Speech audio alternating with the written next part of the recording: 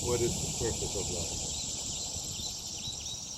of Life, as we see it, can be of two kinds. We can be in the material concept of life, where we are identifying the body as being the self and encountering all kinds of problems, led by lust. And from lust comes anger, greed, delusion, madness, and envy.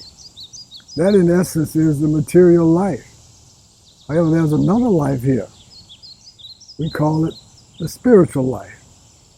We're seeing the self as spirit or presence. The purpose of life in the material world seems to be, from all indication, sense gratification, striving endlessly to gratify the senses of the material body, the eyes, the nose, the tongue, the belly, the genitals. And because we're spiritual beings, we're never realizing any fulfillment, any real peace, because we are not the material body. The spiritual life is living as who we really, really are. We're unending, immutable presence who is always here. Sure, that's called, in some instances, the soul. Sometimes it's called spirit. We prefer to call it presence, because in seeing presence as the self, gradually we're able to experience, to see presence in others. The more we getting into realizing the self as presence, the more we can see that this presence is unending, infinite, and its source is what we prefer to call divine presence. Some call it God, some call it Supreme Being, some call it Jnana, Buddha nature, Nirvana, Brahman, many other names in many other languages of the world. We call it divine presence.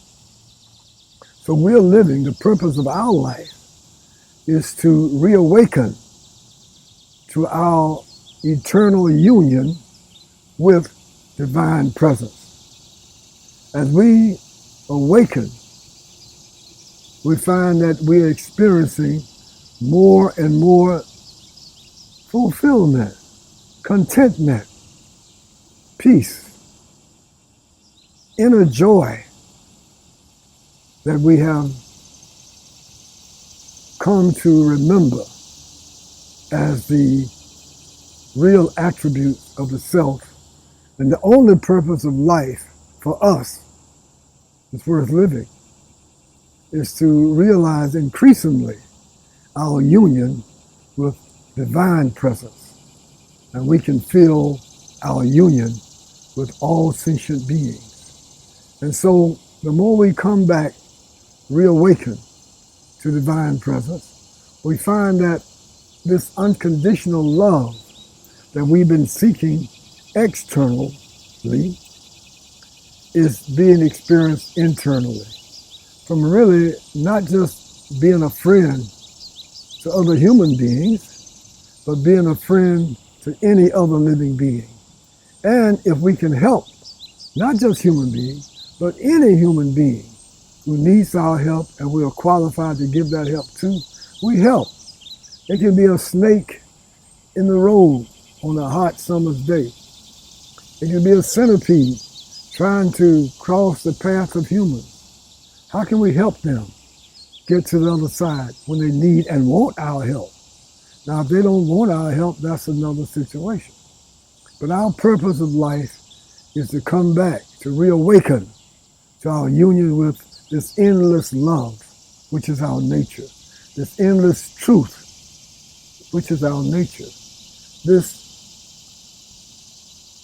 unending righteousness, which is our nature. unending peace. This is our nature.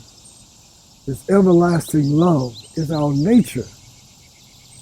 And as we reawaken through our purification process, we gradually realize, slowly, progressively slowly, we're realizing this eternal joy and fulfillment that we've been striving for, trying to have material sense enjoyment as the purpose of our life. No, for us, the real purpose of our life, the life that gives increasing joy, is the spiritual life, seeing the self as spirit, calling out the holy name, and offering everything to divine fulfillment and peace, our original constitutional position, which we call divine presence.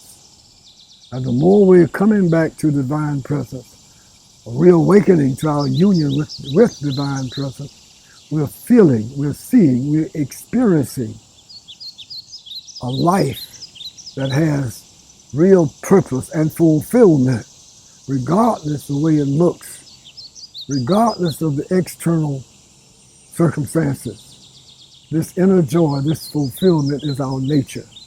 It pervades and transcends every space of our being.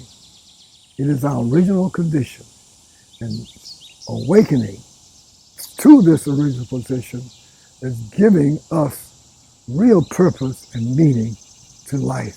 In the material purpose of life, we seem to be always trying to reach something. We're striving to attain some sort of sense gratification.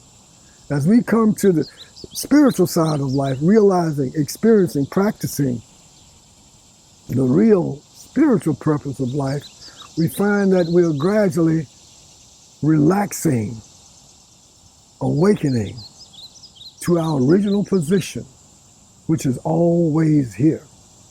Beyond trying, beyond striving, just kind of relaxing into the self, which is always here. This is the real purpose, the real meaning, the purpose that gives meaning, real meaning, to our life in this particular circumstance, which we call everyday experience, so-called everyday experience. But the real self is really beyond day and night, beyond any dualities. And awakening to this constant presence gives meaning and purpose, real fulfillment and peace to what we call life.